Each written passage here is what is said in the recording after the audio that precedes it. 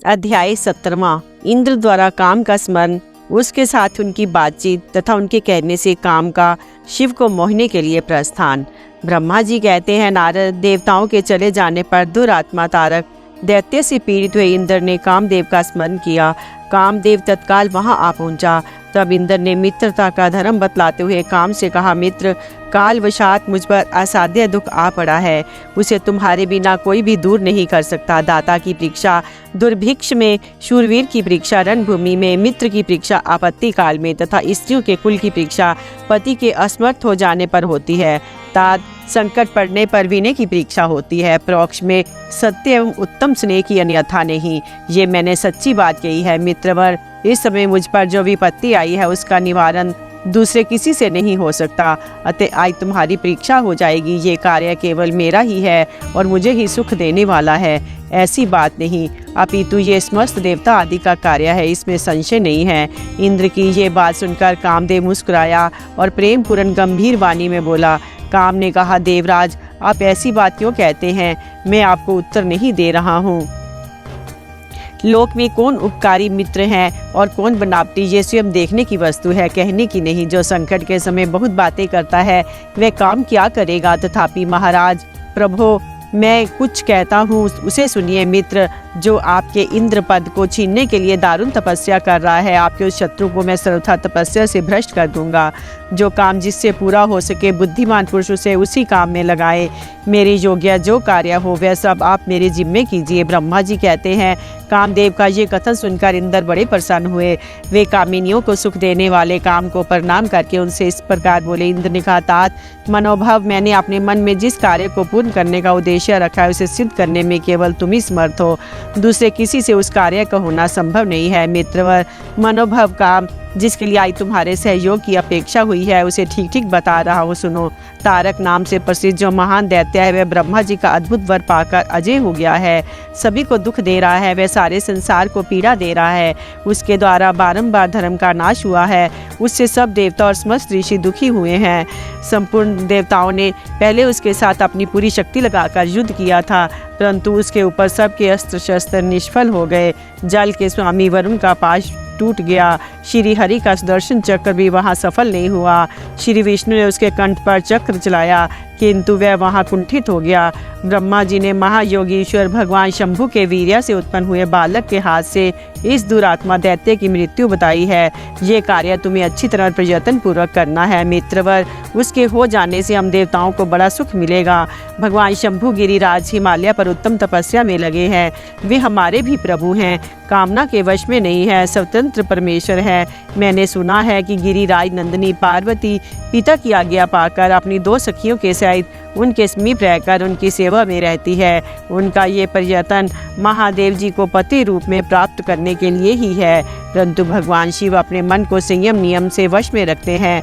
मार जिस तरह भी उनकी पार्वती में अत्यंत रुचि हो जाए, तुम्हें वैसा ही प्रयत्न करना चाहिए। यही कार्य करके तुम कितारत हो जाओगे और हमारा सारा दुख नष्ट हो जाएगा। इतना ही नहीं, लोक में तुम्हारा स्थायी प्रताप फैल जाएगा। ब्रह्मा जी कहते हैं, नारद, इंद्र के इस प्रकार कहने पर कामदेव का मुखारविंद प्रसन्नता से खिल उठा।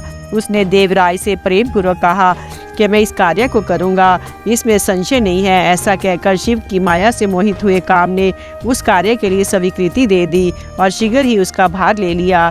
वे अपनी पत्नी रति और वसंत को साथ ले बड़ी प्रसन्नता के साथ उस स्थान पर यहाँ साक्षात योगीश्वर शिव उत्तम तपस्या कर रहे थे। अध्याय 18। अध्याय 19। रुद्र की नेत्र अग्नि से काम का भस्म होना, रति का विलाप, देवताओं की प्रार्थना से शिव का काम के द्वापर में प्रद्युम्न रूप से नूतन शरीर की प्राप्ति के लिए वर देना और रति का शंबर नगर में जाना। ब्रह्मा जी कहते हैं, मुने काम अपने साथी वसंत आदि को लेकर वहां पहुंचा। उसने भगवान शिव पर अपने बाण चलाए। तब शंकर जी के मन में पार्वती के प्रति आकर्षण होने लगा, उनका धैर्य छूटने लगा। अपने धैर्य का ह्रास होते देख महायोगी महेश्वर अत्यंत विस्मित हो मन ही मन इस प्रकार चिंतन करने लगे। शिव बोले, मैं तो उत्तम तपस्या कर रहा था, उसमें विघ्न कैसे आ गए? किस कुकर्मी ने यहाँ मेरे चित्त में आकर विकार पैदा कर दिया? इस तरह विचार करके सत्पुरुषों के आश्रयदाता महायोगी परमेश्वर शिव शंकर युक्त हो संपूर्ण दिशाओं की ओर देखने लगे। इस समय वाम भाग में बाण खींचे खड़े हुए काम पर उनकी दृष्टि पड़ी। वह मूर्छित मदन अपनी शक्ति के घमंड में आकर पुनः अपना बाण छोड़ना ही चाहता था कि नारद इस अवस्था में काम पर दृष्टि पड़ते ही परमात्मा गिरीश को तत्काल रोष चढ़ आया। मुने उधर आकाश में बाण से धनुष लिए खड़े हुए काम ने भगवान शंकर पर अपना अमोघ अस्त्र छोड़ दिया, जिसका निवारण करना बहुत कठिन था। परंतु परमात्मा शिव पर वह अमोघ अस्त्र भी मोघ हो गया। कुपित हुए परमेश्वर के पास जाते ही शांत हो गया। भगवान शिव पर अपने अस्त्र के व्यर्थ हो जाने पर काम को बड़ा भय हुआ। भगवान मृत्युंजय को सामने देखकर वह कांप उठा। इंद्र आदि समस्त देवताओं का स्मरण करने लगा। मुनिश्रेष्ठ, अपना प्रयास निष्फल हो जाने पर काम भय से व्याकुल हो उठा। मुनीश्वर कामदेव के स्मरण करने पर वे इंद्र आदि सब देवता वहां आ पहुंचे और शंभु को प्रणाम करके उनकी स्तुति करने लगे। देवता स्तुति कर ही रहे थे कि कुपित हुए भगवान हर के ललाट के मध्य भाग में स्थित तृतीय नेत्र से बड़ी भारी आग तत्काल प्रकट होकर निकली। उसकी ज्वालाएं ऊपर की ओर उठ रही थी। वे आग धू धू करके जलने लगी। उसकी प्रभा परले अग्नि के समान जान पड़ती थी। वे आग तुरंत ही आकाश में उछली और पृथ्वी पर गिर पड़ी। फिर अपने चारों ओर चक्कर काटती हुई धाराशायिनी हो गई। साधो भगवान क्षमा कीजिए, क्षमा कीजिए। ये बात जब तक देवताओं के मुख से निकले तब तक ही उस आग ने कामदेव को जलाकर भस्म कर दिया। उस वीर कामदेव के मारे जाने पर देवताओं को बड़ा दुख हुआ। वे व्याकुल हो, हाय ये क्या हुआ, ऐसा कह कहकर जोर जोर से चीत्कार करते रोने बिलखने लगे। उस समय विकृत चित हुई पार्वती का सारा शरीर सफेद पड़ गया। काटो तो खून नहीं। वे सखियों को साथ ले अपने भवन को चली गई। कामदेव के जल जाने पर रति वहां एक क्षण तक अचेत पड़ी रही। पति की मृत्यु के दुख से वह इस तरह पड़ी थी मानो मर गई हो। थोड़ी देर में जब होश हुआ तब अत्यंत व्याकुल और रति उस समय तरह तरह की बातें कहकर विलाप करने लगी। रति बोली, हाय मैं क्या करूं, कहाँ जाऊं, देवताओं ने ये क्या किया, मेरे उद्दंड स्वामी को बुलाकर नष्ट करा दिया। हाय हाय नाथ समर स्वामीन प्राण प्रिय, हाँ मुझे सुख देने वाले प्रियतम, हाँ प्राणनाथ, ये यहाँ क्या हो गया। ब्रह्मा जी कहते हैं, नारद इस प्रकार रोती बिलखती और अनेक प्रकार की बातें कहती हुई रति हाथ पैर पटकने और सिर के बालों को नोचने लगी। उस समय उसका विलाप सुनकर वहाँ रहने वाले समस्त वनवासी जीव तथा वृक्ष आदि स्थावर प्राणी भी बहुत दुखी हुए। इसी बीच में इंद्र आदि संपूर्ण देवता महादेव जी का स्मरण करते रति को आश्वासन दे इस प्रकार बोले, देवताओं ने कहा तुम काम के शरीर का थोड़ा सा भस्म लेकर उसे यत्न पूर्वक रखो और भय छोड़ो। हम सबके स्वामी महादेव जी कामदेव को पुनः जीवित कर देंगे और तुम फिर अपने प्रियतम को प्राप्त कर लोगी। कोई किसी का ना तो सुख देने वाला है ना कोई दुख ही देने वाला है। सब लोग अपनी अपनी करनी का फल भोगते हैं। तुम देवताओं का दोष देकर व्यर्थ ही शोक करते हो। इस प्रकार रति को आश्वासन दे सब देवता भगवान शिव के पास आए। उन्हें भक्ति भाव से प्रसन्न करके यूँ बोले। देवताओं ने कहा, भगवान शरणागत वत्सल महेश्वर, आप कृपा करके हमारे इस शुभ वचन को सुनिए। शंकर, आप कामदेव की करतूत पर भली भांति प्रसन्नता पूर्वक विचार कीजिए। महेश्वर, काम ने जो ये कार्य किया उसमें इसका कोई स्वार्थ नहीं था। दुष्ट तारकासुर से पीड़ित हुए हम सब देवताओं ने मिलकर उससे ये काम कराया है। नाथ शंकर, इसे आप अन्यथा ना समझे। सब कुछ देने वाले देव गिरीश, सती साध्वी रति अकेली अति दुखी होकर विलाप कर रही है। आप उसे सांत्वना प्रदान करें। शंकर, यदि इस क्रोध के द्वारा अपने कामदेव को मार डाला तो हम यही समझेंगे कि आप देवताओं से समस्त प्राणियों का भी संहार कर डालना चाहते हैं। रति का दुख देखकर देवता नष्ट प्राय हो रहे हैं, इसलिए आपको रति का शोक दूर कर देना चाहिए। ब्रह्मा जी कहते हैं, नारद संपूर्ण देवताओं का ये वचन सुनकर भगवान शिव प्रसन्न हो उनसे इस प्रकार बोले। शिव ने कहा, देवताओं और ऋषियों, तुम सब आदर पूर्वक मेरी बात सुनो। मेरे क्रोध से जो कुछ हो गया है वह तो अन्यथा नहीं हो सकता। तथापि रति का शक्तिशाली पति कामदेव तभी तक शरीर रहित रहेगा जब तक रुक्मिणीपति श्री कृष्ण का धरती पर अवतार नहीं हो जाता। जब श्री कृष्ण द्वारका में रहकर पुत्रों को उत्पन्न करेंगे तब वह रुक्मिणी के गर्भ से काम को भी जन्म देंगे। उस काम का ही नाम उस समय प्रद्युम्न होगा, इसमें संशय नहीं है। उस पुत्र के जन्म लेते ही शंबरासुर उसे हर लेगा। हरण के पश्चात दानव शिरोमणि शंबर उस शिशु को समुद्र में डाल देगा। फिर वह मूढ़ उसे मरा हुआ समझकर अपने नगर को लौट जाएगा। रते, उस समय तक तुम्हें शंबरासुर के नगर में सुखपूर्वक निवास करना चाहिए। वही तुम्हें अपने पति प्रद्युम्न की प्राप्ति होगी। वह तुमसे मिलकर काम युद्ध में शंबरासुर का वध करेगा और सुखी होगा। देवताओं, प्रद्युम्न नामधारी काम अपनी कामनी रति को तथा शंबरासुर के धन को लेकर उसके साथ पुनः नगर में जाएगा। मेरा ये कथन सर्वथा सत्य होगा। ब्रह्मा जी कहते कहते हैं, नारद, भगवान शिव की ये बात सुनकर देवताओं के चित्त में कुछ उल्लास हुआ। वे उन्हें प्रणाम करके दोनों हाथ जोड़ विनीत भाव से बोले। देवताओं ने कहा, देवदेव महादेव, करुणा सागर प्रभु, आप कामदेव को शीघ्र जीवन दान दे तथा रति के प्राणों की रक्षा करें। देवताओं की ये बात सुनकर सबके स्वामी करुणा सागर परमेश्वर शिव पुनः प्रसन्न होकर बोले, देवताओं, मैं बहुत प्रसन्न हूँ। मैं काम को सबके हृदय में जीवित कर दूंगा। वह सदा मेरा गण होकर विहार करेगा। अब अपने स्थान को जाओ, मैं तुम्हारे दुख का सर्वथा नाश करूंगा। ऐसा कहकर रुद्रदेव उसी समय स्तुति करने वाले देवताओं के देखते देखते अंतर ध्यान हो गए। देवताओं का विस्मय दूर हो गया और वे सब के सब प्रसन्न हो गए। मुने तदंतर रुद्र की बात पर भरोसा करके स्थिर रहने वाले देवता रति को उनका कथन सुनाकर आश्वासन दे अपने अपने स्थान को चले गए। मुनीश्वर काम पत्नी रति शिव के बताए हुए शंबर नगर को चली गई तथा रुद्रदेव ने जो समय बताया था उसकी प्रतीक्षा करने लगी। अध्याय 20वां। अध्याय 21वां। ब्रह्मा जी का शिव की क्रोधाग्नि को बरवानल की संज्ञा दे समुद्र में स्थापित करके संसार के भय को दूर करना, शिव के विरह से पार्वती का शोक तथा नारद जी के द्वारा उन्हें तपस्या के लिए उपदेश पूर्वक पंचाक्षर मंत्र की प्राप्ति। ब्रह्मा जी कहते हैं, नारद, जब भगवान रुद्र के तीसरे नेत्र से प्रकट हुई अग्नि ने कामदेव को शीघ्र जलाकर भस्म कर दिया, तब वह बिना किसी प्रयोजन के ही प्रज्वलित हो सब और फैलने लगी। इससे चराचर प्राणियों सहित तीनों लोकों में महान हाहाकार मच गया। तात संपूर्ण देवता और ऋषि तुरंत मेरी शरण में आए। उन सब ने अत्यंत व्याकुल होकर मस्तक झुका दोनों हाथ जोड़ मुझे प्रणाम किया और मेरी स्तुति करके वह दुख निवेदन किया। वह सुनकर मैं भगवान शिव का स्मरण करके उसके हेतु का भली भांति विचार कर तीनों लोकों की रक्षा के लिए विनीत भाव से वहां पहुंचा। वे अग्नि ज्वाला मालाओं से अत्यंत उद्दीप्त हो जगत को जला देने के लिए उद्यत थी, परंतु भगवान शिव की कृपा से प्राप्त हुए उत्तम तेज के द्वारा मैंने उसे तत्काल स्तंभित कर दिया।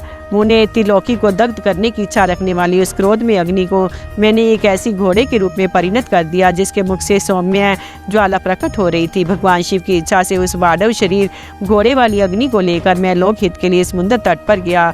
मुने मुझे आया देख समुद्र एक दिव्य पुरुष का रूप धारण करके हाथ जोड़े हुए मेरे पास आया। मुझे संपूर्ण लोकों के पितामह की भली भांति विधि व स्तुति वंदना करके सिंधु ने मुझसे प्रसन्नता पूर्वक कहा। सागर बोला, सर्वेश्वर ब्राह्मण, आप यहाँ किस लिए पधारे हैं? मुझे अपना सेवक समझ इस बात की प्रीति पूर्वक कहिए। सागर की बात सुनकर भगवान शंकर को स्मरण करके लोकहित का ध्यान रखते हुए मैंने उससे प्रसन्नता पूर्वक कहा, तात समुंदर, तुम बड़े बुद्धिमान और संपूर्ण लोकों के हितकारी हो। मैं शिव की इच्छा से प्रेरित तो हार्दिक प्रीतिपूर्वक तुमसे कह रहा हूँ, ये भगवान महेश्वर का क्रोध है जो महान शक्तिशाली अश्व के रूप में यहाँ उपस्थित है। ये कामदेव को दग्ध करके तुरंत ही संपूर्ण जगत को भस्म करने के लिए उद्यत हो गया था। ये देख पीड़ित हुए देवताओं की प्रार्थना से मैं शंकर इच्छावश वहाँ गया और उस अग्नि को स्तंभित किया। फिर इसने घोड़े का रूप धारण किया है। अब इसे लेकर मैं यहाँ आया। जलाधार, मैं जगत पर दया करके तुम्हें ये आदेश दे रहा हूँ, इस महेश्वर के क्रोध को जो वाडव का रूप धारण करके मुख से ज्वाला प्रकट करता हुआ खड़ा है, तुम परले काल पर्यंत धारण किए रहो। सरित पते, जब मैं यहाँ आकर वास करूँगा तब तुम भगवान शंकर के इस अद्भुत क्रोध को छोड़ देना। तुम्हारा जल ही प्रतिदिन इसका भोजन होगा। तुम यत्न पूर्वक इसे ऊपर ही धारण किए रहना, जिससे ये तुम्हारी अनंत जल राशि के भीतर ना चला जाए। ब्रह्मा जी कहते हैं, नारद, मेरे ऐसा कहने पर समुद्र ने रुद्र की क्रोधा अग्नि रूप वरवानल को धारण करना स्वीकार कर लिया, जो दूसरों के लिए असंभव था। तदंतर वह वरवाग्नि समुद्र में प्रविष्ट हुई और ज्वाला मालाओं से प्रदीप्त हो सागर की जल राशि का दहन करने लगी। मुने इससे संतुष्ट चित्र होकर मैं अपने लोक को चला आया और वह दिव्य रूपधारी समुद्र मुझे प्रणाम करके अदृश्य हो गया। महामुने रुद्र की उस क्रोधा अग्नि के भय से छूटकर संपूर्ण जगत स्वस्थता का अनुभव करने लगा। देवता तथा मुनि सुखी हो गए। नारद जी बोले, दयानिधे, मदन दहन के पश्चात गिरिराज नंदिनी पार्वती देवी ने क्या किया? वे अपनी दोनों सखियों के साथ कहाँ गई, ये सब मुझे बताइए। ब्रह्मा जी ने कहा, भगवान शंकर के नेत्र से उत्पन्न हुई आग ने जब कामदेव को दग्ध किया तब वहाँ महान अद्भुत शब्द प्रकट हुआ जिससे सारा आकाश गूंज उठा। उस महान शब्द के साथ ही कामदेव को दग्ध हुआ देख भयभीत और व्याकुल हुई पार्वती दोनों सखियों के साथ अपने घर चली गई। उस शब्द से परिवार सहित हिमवान भी बड़े विस्मय में पड़ गए। वहाँ गई हुई अपनी पुत्री का स्मरण करके उन्हें बड़ा क्लेश हुआ। इतने में ही पार्वती दूर से आती हुई दिखाई दी। वे शंभु के विरह से रो रही थी। अपनी पुत्री को अत्यंत विह्वल हुई देख शैलराज हिमवान को बड़ा शौक हुआ और वे शीघ्र ही उसके पास जा पहुँचे। वे फिर हाथ से उसकी दोनों आंखें पोंछकर बोले, शिवे डरो मत, रोवो मत। ऐसा कहकर अचलेश्वर हिमवान ने अत्यंत विह्वल हुई पार्वती को शीघ्र ही गोद में उठा लिया और उसे सांत्वना देते हुए वे अपने घर ले आए। कामदेव का दाह करके महादेव जी अदृश्य हो गए थे, अतः उनके विरह से पार्वती अत्यंत व्याकुल हो उठी थी। उन्हें कहीं भी सुख या शांति नहीं मिलती थी। पिता के घर जाकर जब वे अपनी माता से मिली उस समय पार्वती शिवा ने अपना नया जन्म हुआ माना। वे अपने रूप की निंदा करने लगी और बोली, हाय मैं मारी गई। सखियों के समझाने पर भी वे गिरिराज कुमारी कुछ समझ नहीं पाती थी। वे सोते जागते, खाते पीते, नहाते धोते, चलते फिरते और सखियों के बीच में खड़े होते समय भी कभी किंचन मात्र भी सुख का अनुभव नहीं करती थी। मेरे स्वरूप को तथा जन्म कर्म को भी धिक्कार है, ऐसा कहती वे सदा महादेव जी की प्रत्येक चेष्टा का चिंतन करती थी। इस प्रकार पार्वती भगवान शिव के विरह से मन ही मन अत्यंत क्लेश का अनुभव करती और किंचन मात्र भी सुख नहीं पाती थी। वे सदा शिव का जाप किया करती थी। शरीर से पिता के घर में रहकर भी वे चित्त से पिनाक पानी भगवान शंकर के पास पहुंची रहती थी। तात शिवा शोक मगन हो बारंबार मूर्छित हो जाती थी। शैलराज हिमवान, उनकी पत्नी मेनका तथा उनके मैनाक आदि सभी पुत्र जो बड़े उदार चेता थे उन्हें सदा सांत्वना देते रहते थे, तथापि वे भगवान शंकर को भूल ना सकी। बुद्धिमान देवऋषि तदंतर एक दिन इंद्र की प्रेरणा से इच्छा अनुसार घूमते हुए तुम हिमालय पर्वत पर आए। उस समय महात्मा हिमवान ने तुम्हारा स्वागत सत्कार किया और कुशल मंगल पूछा। फिर तुम उनके दिए हुए उत्तम आसन पर बैठे। तदंतर शैलराज ने अपनी कन्या के चरित्र का आरंभ से ही वर्णन किया, किस तरह उसने महादेव जी की सेवा आरंभ की और किस तरह उनके द्वारा कामदेव का दहन हुआ। ये सब कुछ बताया मुने। ये सब सुनकर तुमने गिरिराज से कहा, शैलेश्वर भगवान शिव का भजन करो। फिर उनसे विदा लेकर तुम उठे और मन ही मन शिव का स्मरण करके शैलराज को छोड़ शीघ्र ही एकांत में काली के पास आ गए। मुने, तुम लोकोपकारी ज्ञानी तथा शिव के प्रिय भक्तों, समस्त ज्ञानवानों के शिरोमणि हो, अतः काली के पास आओ। उसे संबोधित करके उसी के हित में स्थित तो उससे आदर ये सत्य वचन बोले। नारद जी ने कहा, काली के तुम मेरी बात सुनो, मैं दयावश सच्ची बात कह रहा हूँ। मेरा वचन तुम्हारे लिए सर्वथा हितकर, निर्दोष तथा उत्तम काम्य वस्तुओं को देने वाला होगा। तुमने जहाँ महादेव जी की सेवा अवश्य की थी, परंतु वे बिना तपस्या के गर्वयुक्त होकर की थी। दिनों पर अनुग्रह करने वाले शिव ने तुम्हारे उसी गर्व को नष्ट किया है। शिवे तुम्हारे स्वामी महेश्वर विरक्त और महायोगी हैं। उन्होंने केवल कामदेव को जलाकर जो तुम्हें सकुशल छोड़ दिया है, उसमें यही कारण है कि वे भगवान भक्त वत्सल है। अतः तुम उत्तम तपस्या में संलग्न हो, चिरकाल तक महेश्वर की आराधना करो। तपस्या से तुम्हारा संस्कार हो जाने पर रुद्रदेव तुम्हें अपनी सहधर्मिणी बनाएंगे। तुम कभी उन कल्याणकारी शंभु का परित्याग नहीं करोगी। देवी, तुम हठपूर्वक शिव को अपनाने का यत्न करो। शिव के सिवा दूसरे किसी को अपना पति स्वीकार न करना। ब्रह्मा जी कहते हैं, मुने तुम्हारी ये बात सुनकर गिरिराज कुमारी काली कुछ उल्लासित तो तुमसे हाथ जोड़ प्रसन्नता पूर्वक बोली। शिवा ने कहा, प्रभु आप सर्वज्ञ तथा जगत का उपकार करने वाले हैं। मुने मुझे रुद्रदेव की आराधना के लिए कोई मंत्र दीजिए। ब्रह्मा जी कहते हैं, नारद, पार्वती जी का ये वचन सुनकर तुमने पंचाक्षर शिव मंत्र नमः शिवाय का उन्हें विधि पूर्वक देश दिया। साथ ही उस मंत्र राज में श्रद्धा उत्पन्न करने के लिए तुमने उसका सबसे अधिक प्रभाव बताया। नारद बोले, देवी इस मंत्र का परम अद्भुत प्रभाव सुनो। इसके श्रवण मात्र से भगवान शंकर प्रसन्न हो जाते हैं। ये मंत्र सब मंत्रों का राजा और मनोवांछित फल को देने वाला है। भगवान शंकर को बहुत ही प्रिय है तथा साधक को भोग और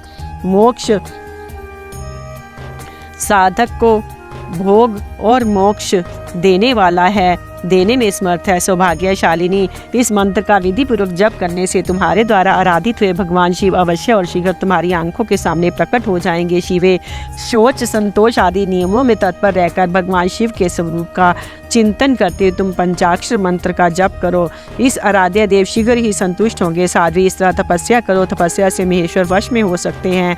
तपस्या से सबको मनोवांछित फल की प्राप्ति होती है, अन्यथा नहीं। ब्रह्मा जी कहते हैं, नारद तुम भगवान शिव के प्रिय भक्त और इच्छानुसार विचरने वाले हो। तुमने काली से उपयुक्त बात कहकर देवताओं के हित में तत्पर हो स्वर्ग लोक को प्रस्थान किया। तुम्हारी बात सुनकर उस समय पार्वती बहुत प्रसन्न हुई। उन्हें परम उत्तम पंचाक्षर मंत्र प्राप्त हो गया था। अध्याय 22वां। श्री शिव की आराधना के लिए पार्वती जी की दुष्कर तपस्या। ब्रह्मा जी कहते हैं, देवऋषि तुम्हारे चले जाने पर प्रफुल्लित हुई पार्वती ने महादेव जी की तपस्या से ही साध्य माना और तपस्या के लिए ही मन में निश्चय किया। तब उन्होंने अपनी सखी जिया और विजया के द्वारा पिता हिमाचल और माता मैना से आज्ञा मांगी। पिता ने तो स्वीकार कर लिया, परंतु माता मैना ने स्नेहवश अनेक प्रकार से समझाया और घर से दूर वन में जाकर तप करने से पुत्री को रोका। मैना ने तपस्या के लिए वन में जाने से रोकते हुए माँ बाहर ना जाओ ऐसा कहा, इसलिए उस समय शिवा का नाम उमा हो गया। उन्हें शैलराज की प्यारी पत्नी मैना ने रोकने से शिवा को दुखी हुई जान अपना विचार बदल दिया और पार्वती को तपस्या के लिए जाने की आज्ञा दे दी। मुनि श्रेष्ठ माता की वे आज्ञा पाकर उत्तम व्रत का पालन करने वाली पार्वती देवी ने भगवान शंकर का स्मरण करके अपने मन में बड़े सुख का अनुभव किया। माता पिता को प्रसन्नतापूर्वक प्रणाम करके शिव के स्मरण पूर्वक दोनों सखियों के साथ वे तपस्या करने के लिए चली गई। अनेक प्रकार के प्रिय वस्त्रों का परित्याग करके पार्वती ने कटी प्रदेश में सुंदर मूंज की मेखला बांध शिगरी वल्कल धारण कर लिए। हार का परिहार करके उत्तम मृग चर्म को हृदय से लगाया। तत्पश्चात वे तपस्या के लिए गंगोत्री तीर्थ की ओर चली। यहाँ ध्यान लगाते हुए भगवान शंकर ने कामदेव को दग्ध किया था। हिमालय का वह शिखर गंगा अवतरण के समय में प्रसिद्ध है। वही परम उत्तम श्रृंगी तीर्थ में पार्वती ने तपस्या आरंभ की। गौरी के तप करने से उसका गौरी शिखर नाम हो गया। मुने शिवा ने अपने तप की परीक्षा के लिए वहाँ बहुत से सुंदर एवं पवित्र वृक्ष लगाए जो फल देने वाले थे। सुंदरी पार्वती ने पहले भूमि शुद्ध करके वहाँ एक वेदी का निर्माण किया। तदंतर ऐसी तपस्या आरंभ की जो मुनियों के लिए भी दुष्कर थी। वे मन सहित संपूर्ण इंद्रियों को शीघ्र ही काबू में करके उस वेदी पर उच्च कोटि की तपस्या करने लगी। ग्रीष्म ऋतु में अपने चारों ओर दिन रात आग जलाए रखकर वे बीच में बैठती और निरंतर पंचाक्षर मंत्र का जप करती रहती थी। वर्षा ऋतु में वेदी पर सुस्थिर आसन से बैठकर अथवा किसी पत्थर की चट्टान पर ही आसन लगाकर वे निरंतर वर्षा की जल धारा से भीगती रहती थी। शीतकाल में निराहार रहकर भगवान शंकर के भजन में तत्पर हो वे सदा शीतल जल के भीतर खड़ी रहती। रात भर बर्फ की चट्टानों पर बैठा करती थी। इस प्रकार तप करती पंचाक्षर मंत्र के जप में संलग्न हो शिवा संपूर्ण मनोवांछित फलों के दाता शिवा का ध्यान करती थी। प्रतिदिन अवकाश मिलने पर वे सखियों के साथ अपने लगाए हुए वृक्षों को प्रसन्नतापूर्वक सींचती और वहां पधारे हुए अतिथि का आतिथ्य सत्कार भी करती थी। शुद्ध चित्त वाली पार्वती ने प्रचंड आंधी, कड़ाके की सर्दी, अनेक प्रकार की वर्षा तथा दुस्सह धूप का भी सेवन किया। उनके ऊपर वहां नाना प्रकार के दुख आए, परंतु उन्होंने उन सब को कुछ नहीं गिना। उन्हें वे केवल शिव में मन लगाकर वहाँ सुस्थिर भाव से खड़ी जा बैठी रहती थी। उनका पहला वर्ष फलाहार में बीता और दूसरा वर्ष उन्होंने केवल पत्ते चबाकर बिताया। इस तरह तपस्या करती हुई देवी पार्वती ने क्रमशः असंख्य वर्ष व्यतीत कर दिए।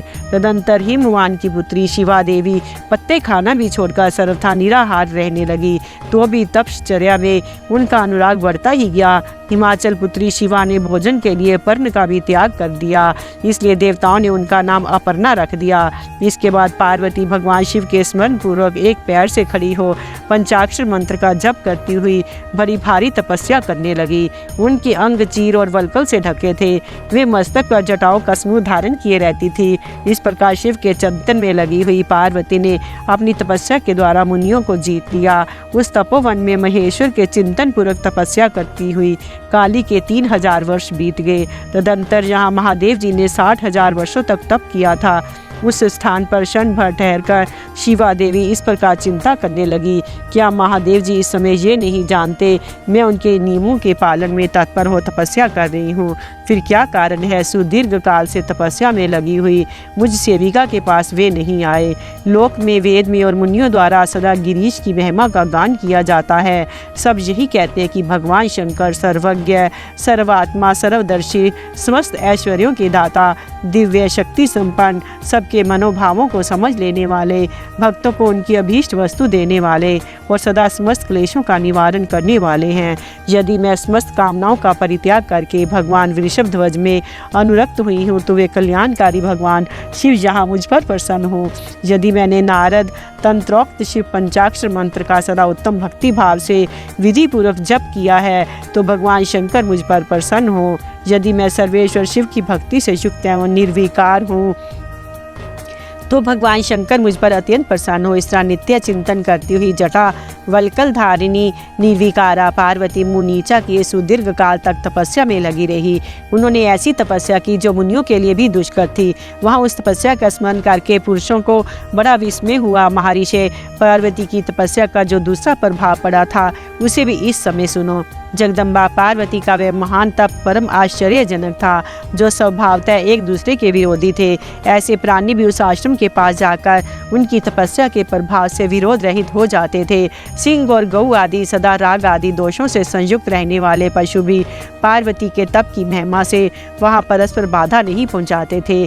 मुनि श्रेष्ठ, इनके अतिरिक्त जो स्वभावतः एक दूसरे के वैरी हैं, वे चूहे बिल्ली आदि दूसरे जीव भी उस आश्रम पर कभी रोष आदि विकारों से युक्त नहीं होते थे। वहाँ के सभी वृक्षों में सदा फल लगे रहते थे। भांति भांति के तीन और विचित्र पुष्प उस वन की शोभा बढ़ाते थे। वहाँ का सारा वन प्रांत कैलाश के समान हो गया। पार्वती के तप की सिद्धि का साकार रूप बन गया। अध्याय 23वां। पार्वती की तपस्या विषयक दृढ़ता। उनका पहले से भी उग्र तप, उससे त्रिलोकी का संतप्त होना तथा समस्त देवताओं के साथ ब्रह्मा और विष्णु का भगवान शिव के स्थान पर जाना। ब्रह्मा जी कहते हैं, मुनीश्वर, शिव की प्राप्ति के लिए इस प्रकार तपस्या करती हुई पार्वती के बहुत वर्ष बीत गए तो भी भगवान शंकर प्रकट नहीं हुए। तब हिमाचल, मैना, मेरू और मंदराचल आदि ने आकर पार्वती को समझाया और शिव की प्राप्ति को अत्यंत दुष्कर बताकर उनसे ये अनुरोध किया कि तुम तपस्या छोड़कर घर को लौट चलो। तब उन सबकी बात सुनकर पार्वती ने कहा, पिताजी, माताजी तथा मेरे सभी बांधव, मैंने पहले जो बात कही थी उसे क्या आप लोगों ने भुला दिया है? अस्तु, इस समय भी मेरी जो प्रतिज्ञा है उसे आप लोग सुन लें। जिन्होंने रोष से कामदेव को जलाकर भस्म कर दिया है, वे महादेव जी यद्यपि विरक्त है तो भी अपनी मैं तपस्या से उन भक्त वत्सल भगवान शंकर को अवश्य संतुष्ट करूंगी। आप सब लोग प्रसन्नता पूर्वक अपने अपने घर को जाएं। महादेव जी संतुष्ट होंगे ही, इसमें अन्यथा विचार की आवश्यकता नहीं है। जिन्होंने कामदेव को जलाया है, जिन्होंने इस पर्वत के वन को भी जलाकर भस्म कर दिया है, उन भगवान शंकर को मैं केवल तपस्या से ही यही बुलाऊंगी। महाभागन, आप ये जान ले कि महान तपोबल से ही भगवान सदाशिव की सेवा सुलभ हो सकती है। ये मैं आप लोगों से सत्य सत्य कहती हूँ। सुमधुर भाषण करने वाली पर्वत राजकुमारी शिवा, माता मेनका, भाई मेनाक, पति हिमालय और मंदराचल आदि से उपयुक्त बात कहकर शीघ्र ही चुप हो गई। शिवा के ऐसा कहने पर वे चतुर चालाक पर्वत, गिरिराज, सुमेरु आदि गिरजा की बारंबार प्रशंसा करते हुए अत्यंत विस्मित हो जैसे आए थे वैसे ही लौट गए। उन सब के चले जाने पर सखियों से घिरी हुई पार्वती मन में यथार्थ निश्चय करके पहले से भी अधिक उग्र तपस्या करने लगी। मुनि श्रेष्ठ, देवताओं, असुरों, मनुष्य और चराचर प्राणियों सहित समस्त त्रिलोकी उस महती तपस्या से संतप्त हो उठी। उस समय समस्त देवता, असुर, यक्ष, किन्नर, चारण, सिद्ध, साध्य, मुनि, विद्याधर, बड़े बड़े नाग, प्रजापति, गुरीक तथा अन्य लोग महान से महान कष्ट में पड़ गए, परंतु इसका कोई कारण उनकी समझ में नहीं आया। तब इंद्र आदि सब देवता मिलकर गुरु बृहस्पति से सलाह ले बड़ी विहलता के साथ सुमेरु पर्वत पर मुझ विधाता को शरण में आए। उस समय उनके सारे अंग संतप्त हो रहे थे। वहाँ आ मुझे प्रणाम कर उन सभी व्याकुल और कांतिहीन देवताओं ने मेरी स्तुति करके एक साथ ही मुझसे पूछा, प्रभु, जगत के संतप्त होने का क्या कारण है? उनका ये प्रश्न सुनकर मन ही मन शिव का स्मरण करके विचार पूर्वक मैंने सब कुछ जान लिया। इस समय विश्व में जो दाह उत्पन्न हो गया है वह गिरजा की तपस्या का फल है। ये जानकर मैं उन सब के साथ शीघ्र ही क्षीर सागर को गया। वहाँ जाने का उद्देश्य भगवान विष्णु से सब कुछ बताना था। वहाँ पहुंचकर देखा कि भगवान श्री हरि सुखद आसन पर विराजमान हैं। देवताओं के साथ मैंने हाथ जोड़कर प्रणाम पूर्वक उनकी स्तुति की और कहा, महाविष्णु, तपस्या में लगी हुई पार्वती के परम उग्र तप से संतप्त हो हम सब लोग आपकी शरण में आए हैं। आप हमें बचाइए, बचाइए। हम सब देवताओं की ये बात सुनकर शेष शैया पर बैठे हुए भगवान लक्ष्मीपति हमसे बोले। श्री विष्णु ने कहा, देवताओं, मैंने आज पार्वती जी की तपस्या का सारा कारण जान लिया है, अतः तुम लोगों के साथ अब परमेश्वर शिव के समीप चलता हूँ। हम सब लोग मिलकर ये प्रार्थना करेंगे कि वे गिरजा को ब्याह कर अपने यहाँ ले आवें। अमरो, इस समय समस्त संसार के कल्याण के लिए भगवान से शिवा के पानी ग्रहण के लिए अनुरोध करना है। देवादिदेव पिनाकधारी भगवान शिव शिवा को वर देने के लिए जैसे भी वहीं उनके आश्रम पर जाएं, इस समय हम वैसा ही प्रयत्न करेंगे। अतः परम मंगल में महाप्रभु रुद्र जहाँ उग्र तपस्या में लगे हुए हैं, वहीं हम सब लोग चले। भगवान विष्णु की ये बात सुनकर समस्त देवता आदि हठी, क्रोधी और जलाने के लिए उद्यत रहने वाले प्रलयंकर रुद्र से अत्यंत भयभीत हो बोले। देवताओं ने कहा, भगवान जो महाभयंकर काल अग्नि के समान दीप्तिमान और भयानक नेत्रों से युक्त है, उन रोष भरे महाप्रभु रुद्र के पास हम लोग नहीं जा सकेंगे, क्योंकि जैसे पहले उन्होंने कुपित और दुर्जय काम को भी जला दिया था, उसी प्रकार वे हमें भी दग्ध कर डालेंगे, इसमें संशय नहीं है। उन्हें इंद्र आदि देवताओं की बात सुनकर लक्ष्मीपति श्री हरि ने उन सबको सांत्वना देते हुए कहा। श्री हरि बोले, हे देवताओं, तुम सब लोग प्रेम और आदर के साथ मेरी बात सुनो। भगवान शिव देवताओं के स्वामी तथा उनके भय का नाश करने वाले हैं, वे तुम्हें नहीं दग्ध करेंगे। तुम सब लोग बड़े चतुर हो, अतः तुम्हें शंभु को कल्याणकारी मानकर हमारे साथ सबके उत्तम प्रभु उन महादेव जी के शरण में चलना चाहिए। भगवान शिव पुराण पुरुष, सर्वेश्वर, वर्णीय, परात्पर, तपस्वी और परमात्म स्वरूप हैं, अतः हमें उनकी शरण में अवश्य चलना चाहिए। प्रभावशाली विष्णु के ऐसा कहने पर सब देवता उनके साथ पिनाक पानी शिव का दर्शन करने के लिए गए। मार्ग में पार्वती का आश्रम पहले पड़ता था, अतः उन्हें गिरिराज नंदिनी की तपस्या देखने के लिए विष्णु आदि सब देवता कौतूहल पूर्वक उनके आश्रम पर गए। पार्वती के श्रेष्ठ तप को देखकर सब देवता उनके उत्तम तेज से व्याप्त हो गए। उन्होंने तपस्या में लगी हुई उन तेजों में जगदम्बा को नमस्कार किया और साक्षात सिद्धि स्वरूपा शिवा देवी के तप की भूरी भूरी प्रशंसा करते हुए वे सब देवता उस स्थान पर गए जहाँ भगवान वृषभध्वज विराजमान थे। उन्हें वहाँ पहुंचकर सब देवताओं ने पहले तुम्हें उनके पास भेजा। स्वयं वे मदन दहनकारी भगवान हर से दूर ही खड़े रहे। वे वहीं से ये देखते रहे कि भगवान शिव कुपित हैं या प्रसन्न। नारद, तुम तो सदा निर्भय रहने वाले और विशेषतः शिव के भक्त हो, अतः तुमने भगवान शिव के स्थान पर जाकर उन्हें सर्वथा प्रसन्न देखा। फिर वहाँ से लौटकर तुम श्री विष्णु आदि सब देवताओं को भगवान शिव के स्थान पर ले गए। वहाँ पहुंचकर विष्णु आदि सब देवताओं ने देखा कि भक्त वत्सल भगवान शिव सुखपूर्वक प्रसन्न मुद्रा में बैठे हैं। अपने गणों से घिरे हुए शंभु तपस्वी का रूप धारण कर किए योग पट पर आसीन थे। उन परमेश्वर रूपी शंकर का दर्शन करके मेरे सहित श्री विष्णु तथा अन्य देवताओं, सिद्धों और मुनीश्वरों ने उन्हें प्रणाम करके वेदों और उपनिषदों के सूत्रों द्वारा उनका स्तवन किया। अध्याय 24वां। देवताओं को भगवान शिव से पार्वती के साथ विवाह करने का अनुरोध। भगवान का विवाह के दोष बताकर अस्वीकार करना तथा उनके पुनः प्रार्थना करने पर स्वीकार कर लेना। ब्रह्मा जी कहते हैं, नारद, देवताओं ने वहां पहुंचकर भगवान रुद्र को प्रणाम करके उनकी स्तुति की। नंदिकेश्वर ने भगवान शिव से उनकी दीन बंधुता एवं भक्त वत्सलता की प्रशंसा करते हुए कहा कि प्रभु, देवता और मुनि संकट में पड़कर आपकी शरण में आए हैं। सर्वेश्वर, आप उनका उद्धार करें। दयालु नंदी के इस प्रकार सूचित करने पर भगवान शंभु धीरे धीरे आंखें खोलकर ध्यान से उपरत हुए। समाधि से विरत हो परम ज्ञानी परमात्मा एवं ईश्वर शंभु ने समस्त देवताओं से इस प्रकार कहा। शंभु बोले, श्री विष्णु और ब्रह्मा आदि देवेश्वरों, तुम सब लोग मेरे समीप कैसे आए? तुम अपने आने का जो भी कारण हो वह शीघ्र बताओ। भगवान शंकर का ये वचन सुनकर सब देवता प्रसन्न हो कारण बताने के लिए भगवान विष्णु के मुंह की ओर देखने लगे। तब शिव के महान भक्त और देवताओं के हितकारी श्री विष्णु मेरे बताए हुए देवताओं के महत्तर कार्य को सूचित करने लगे। उन्होंने कहा, शंभो, तारकासुर ने देवताओं को अत्यंत अद्भुत एवं महान कष्ट प्रदान किया है। यही बताने के लिए सब देवता यहाँ आए हैं। भगवान, आपके औरस पुत्र से ही तारक दैत्य मारा जा सकेगा और किसी प्रकार से नहीं। मेरा ये कथन सर्वथा सत्य है। महादेव, इस प्रकार विचार करके आप कृपा करें, आपको नमस्कार है। स्वामीन, तारकासुर के द्वारा उपस्थित किए गए इस कष्ट से आप देवताओं का उद्धार कीजिए। देव शंभो, आप दाहिने हाथ से गिरिजा का पनी ग्रहण करें। गिरिराज, हिमवान के द्वारा दी हुई महानुभावा पार्वती को पनी ग्रहण के द्वारा ही अनुग्रहित कीजिए। श्री विष्णु के ये वचन सुनकर योग परायण भगवान शिव ने उन सबको उत्तम गति का दर्शन कराते हुए इस प्रकार कहा, देवताओं, ज्यों ही मैंने सर्वांग सुंदरी गिरजा देवी को स्वीकार किया, त्यों ही समस्त सुरेश्वर तथा ऋषि मुनि सकाम हो जाएंगे। फिर तो वे परमार्थ पथ पर चलने में समर्थ न हो सकेंगे।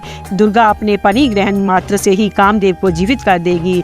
विष्णु, मैंने कामदेव को जलाकर देवताओं का बहुत बड़ा कार्य सिद्ध किया है। आज से सब लोग मेरे साथ सुनिश्चित रूप से निष्काम होकर रहें। देवताओं, जैसे मैं हूँ उसी तरह तुम सब लोग पृथक पृथक रहकर कोई विशेष प्रयत्न किए बिना ही अत्यंत दुष्कर एवं उत्तम तपस्या कर सकोगे। अब उस मदन के ना होने से तुम सब देवता समाधि के द्वारा परमानंद का अनुभव करते हुए निर्विकार हो जाओ, क्योंकि काम नरक की ही प्राप्ति कराने वाला है। काम से क्रोध होता है, क्रोध से मोह होता है, मोह से तपस्या नष्ट होती है। अतः तुम सभी श्रेष्ठ देवताओं को काम और क्रोध का परित्याग कर देना चाहिए। मेरे इस कथन को कभी अन्यथा नहीं मानना चाहिए।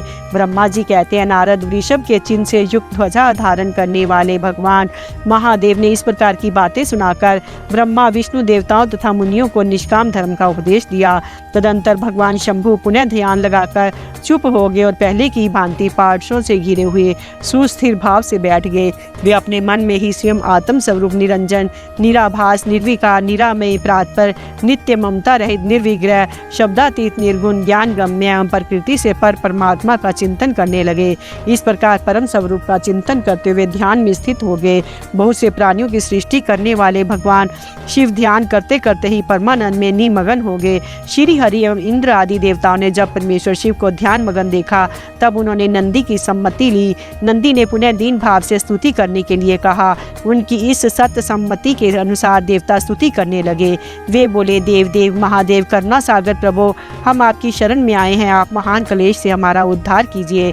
ब्रह्मा जी कहते हैं, नारद, इस प्रकार बहुत दीनता पूर्वक उक्ति से देवताओं ने भगवान शंकर की स्तुति की। इसके बाद वे सब देवता प्रेम से व्याकुल चित्त हो उच्च स्वर से फूट फूट कर रोने लगे। मेरे साथ भगवान श्री हरि उत्तम भक्ति भाव से युक्त हो मन ही मन भगवान शंभु का स्मरण करते हुए अत्यंत दीनता पूर्व वाणी द्वारा उनसे अपना अभिप्राय निवेदन करने लगे।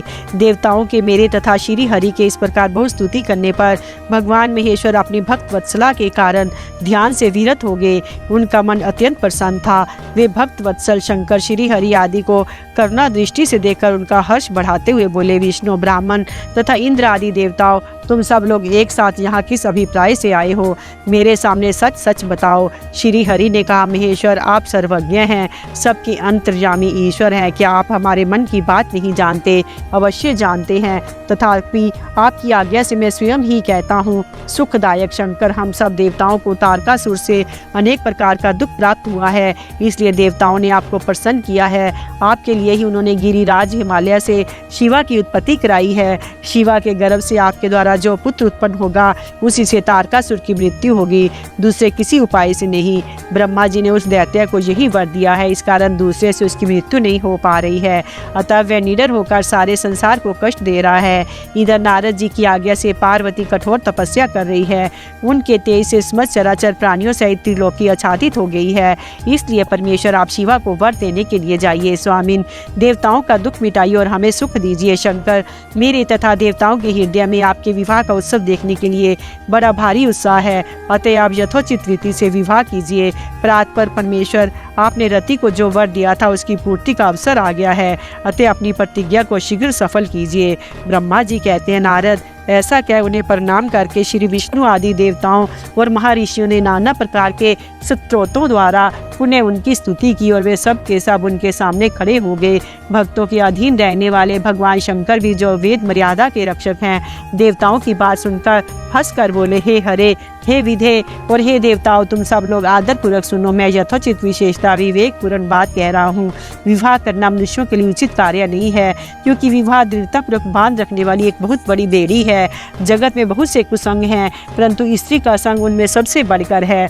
मनुष्य सारे बंधनों से छुटकारा पा सकता है, परंतु स्त्री प्रसंग रूपी बंधन से मुक्त नहीं हो पाता। लोहे और काठ की बनी हुई बेड़ियों में दृढ़ता पूर्वक बंधा हुआ पुरुष भी एक दिन उस कैद से छुटकारा पा जाता है, परंतु स्त्री पुत्र आदि के बंधन में बंधा हुआ मनुष्य कभी छूट नहीं पाता। महान बंधन में डालने वाले विषय सदा बढ़ते रहते हैं। जिसका मन विषयों के वशीभूत हो गया है, उसके लिए मोक्ष स्वप्न में भी दुर्लभ है। विद्वान पुरुष यदि सुख चाहता है तो वह विषयों को विधि पूर्वक त्याग दे। विषयों को विष के समान बताया गया है, जिनके द्वारा मनुष्य मारा जाता है। विषयी के साथ वार्ता करने मात्र से मनुष्य क्षण भर में पतित हो जाता है। आचार्यों ने विषय को मिश्री मिलाई हुई वारुणी मदिरा कहा है। यद्यपि मैं इस बात को जानता हूँ, यद्यपि विषयों के इन सारे दोषों को मुझे विशेष ज्ञान है, तथापि मैं तुम्हारी प्रार्थना को सफल करूंगा, क्योंकि मैं भक्तों की अधीन रहता हूँ और भक्त वत्सलावश उचित अनुचित सारे कार्य करता हूँ। इसलिए तीनों लोकों में अयथोचितकर्ता के रूप में मेरी प्रसिद्धि है। भक्तों के लिए मैंने अनेक बार बहुत से प्रयत्न करके कष्ट सहन किए हैं। गृहपति होकर विश्वानर मुनि का दुख दूर किया है। हरे विधे अब अधिक कहने की क्या आवश्यकता। मेरी जो प्रतिज्ञा है उसे तुम सब लोग अच्छी तरह जानते हो। मैं ये सत्य कहता हूँ कि जब जब भक्तों पर कहीं कहीं विपत्ति आती है तब तब मैं तत्काल उनके सारे कष्ट हर लेता हूँ। तारकासुर से तुम सब लोगों को जो दुख प्राप्त हुआ है उसे मैं जानता हूँ, उसका हरण करूँगा। ये भी सत्य सत्य बात बता रहा हूँ। यद्यपि मेरे मन में विवाह करने की कोई रुचि नहीं है, तथापि मैं पुत्रोत्पादन के लिए गिरजा के साथ विवाह करूँगा। तुम सब देवता अब निर्भय होकर अपने अपने घर जाओ, मैं तुम्हारा कार्य सिद्ध करूँगा। इस विषय में अब कोई विचार नहीं करना चाहिए। ब्रह्मा जी कहते हैं, नारद, ऐसा कहकर भगवान शंकर मौन हो समाधि में स्थित हो गए और विष्णु आदि सभी देवता अपने अपने धाम को चले गए। अध्याय 25वां। भगवान शिव की आज्ञा से सब ऋषियों का पार्वती के आश्रम पर जा उनके शिव विषयक अनुराग की परीक्षा करना और भगवान को सब वृत्तांत बताकर स्वर्ग को जाना। ब्रह्मा जी कहते हैं, देवताओं के अपने आश्रम में चले जाने पर पार्वती के तप की परीक्षा के लिए भगवान शंकर समाधिस्थ हो गए। वे स्वयं अपने आप में अपने ही प्रात पर स्वस्थ, माया रहित तथा उपद्रव शून्य स्वरूप का चिंतन करने लगे। उस ध्येय वस्तु के रूप में साक्षात भगवान महेश्वर ही विराजमान हैं। उनकी गति का किसी को ज्ञान नहीं होता। वे भगवान वृषभध्वज ही सबके सृष्टा परमेश्वर हैं। तात उन दिनों पार्वती देवी बड़ी भारी तपस्या कर रही थी। उस तपस्या से रुद्रदेव भी बड़े विस्मय में पड़ गए। भक्त अधीन होने के कारण वे ही समाधि से विचलित हो गए, किसी कारण से नहीं। तदंतर सृष्टिकर्ता हर ने वशिष्ठ आदि सप्त ऋषियों का स्मरण किया। उनके स्मरण करते ही वे सातों ऋषि शीघ्र ही वहां आ पहुंचे। उनके मुख पर प्रसन्नता छा रही थी तथा वे सब के सब अपने सौभाग्य की अधिक सराहना करते थे। उन्हें आया देख भगवान शिव के नेत्र प्रसन्नता से प्रफुल्ल कमल के समान खिल उठे और वे हंसते हुए बोले, तात सपत ऋषियों, तुम सब लोग मेरे हितकारी तथा संपूर्ण वस्तुओं के ज्ञान में निपुण हो, अतः शीघ्र मेरी बात सुनो। गिरिराज कुमारी देवेश्वरी पार्वती इस समय सुस्थिर चित्त हो गौरी शिखर नामक पर्वत पर तपस्या कर रही है। मुझे पति रूप में प्राप्त करना ही उनकी तपस्या का उद्देश्य है। द्विजो, इस समय केवल सखियां उनकी सेवा में है। मेरे सिवा दूसरी समस्त कामनाओं का परित्याग करके वे एक उत्तम निश्चय पर पहुंच चुकी है। मुनिवरों, तुम सब लोग मेरी आज्ञा से वहां जाओ और प्रेम पूर्ण हृदय से उनकी दृढ़ता की परीक्षा करो। वहां तुम्हें सर्वथा छल युक्त बातें कहनी चाहिए। उत्तम व्रतधारी महर्षियों, मेरी आज्ञा से ऐसा करना है, इसलिए तुम्हें संशय नहीं करना चाहिए। भगवान शंकर की ये आज्ञा पाकर वे सातों ऋषि तुरंत ही उस स्थान पर जा पहुंचे। यह दीप्तिमती जगत माता पार्वती विराजमान थी। सप्त ऋषियों ने वहां शिवा को तपस्या की मूर्तिमती दूसरी सिद्धि के समान देखा। उनका तेज महान था, वे अपने उत्तम तेज से प्रकाशित हो रही थी। उन उत्तम व्रतधारी सप्त ऋषियों ने उन्हें मन ही मन प्रणाम किया और उनके द्वारा विशेषतः पूजित हो वे मस्तक झुकाए इस प्रकार बोले। ऋषियों ने कहा, देवी गिरिराज नंदिनी, हमारी ये बात सुनो। हम जानना चाहते हैं कि तुम किस लिए तपस्या करती हो तथा इसके द्वारा किस देवताओं का किस फल को पाना चाहती हो। उन द्विजों के इस प्रकार पूछने पर गिरिराज कुमारी देवी शिवा ने उनके सामने अत्यंत गोपनीय होकर भी सच्ची बात बताई। पार्वती बोली, मुनीश्वरों, आप लोग प्रसन्नतापूर्ण हृदय से मेरी बात सुनो। मैंने अपनी बुद्धि से जिसका चिंतन किया है, अपना वह विचार मैं आपके सामने रखती हूँ। आप लोग मेरी असंभव बातें सुनकर मेरा उपहास करेंगे, इसलिए उन्हें कहने में संकोच ही होता है। तथापि कहती हूँ, क्या करूँ, मेरा ये मन अत्यंत दृढ़ता पूर्वक एक उत्कृष्ट कर्म के अनुष्ठान में लगा है और ऐसा करने के लिए विवश हो गया। ये पानी के ऊपर बहुत बड़ी ऊंची दीवार खड़ी करना चाहता है। देव ऋषि का उपदेश पाकर मैं भगवान रुद्र मेरे पति हूँ, ऐसे मनोरथ को मन में लिए अत्यंत कठोर तप कर रही हूँ। मेरा मन रूपी पक्षी बिना पंख के ही हठ पूर्वक आकाश में उड़ रहा है। मेरे स्वामी करुणा निधान भगवान शंकर ही उसके इस आशा की पूर्ति कर सकते हैं। पार्वती का ये वचन सुनकर वे मुनि हंस पड़े और गिरिजा का सम्मान करते हुए प्रसन्नता पूर्वक छल युक्त मिथ्या वचन बोले। ऋषियों ने कहा, गिरिराज नंदिनी, देव ऋषि नारद व्यर्थ ही अपने को पंडित मानते हैं। उनके मन में क्रूरता भरी रहती है। आप समझदार होकर भी क्या उनके चरित्र को नहीं जानती। नारद छल कपट की बातें करते हैं और दूसरों के चित्त को मोह में डालकर मत डालते हैं। उनकी बातें सुनने से सर्वथा हानि ही होती है। ब्रह्मपुत्र दक्ष के पुत्रों को नारद ने जो छल पूर्ण उपदेश दिया, उसका फल ये हुआ कि वे सब के सब अपने पिता के घर लौटकर ना आ सके। यही हाल उन्होंने दक्ष के दूसरे पुत्रों का भी किया। वे भी उनके चक्र में आकर भिखारी बन गए। विद्याधर चित्रकेतु का उन्होंने ऐसा उपदेश दिया कि उसका घर ही उजड़ गया। प्रहलाद को अपना चेला बनाकर इन्होंने हिरण्यकश्यप से बड़े बड़े दुख दिलवाए।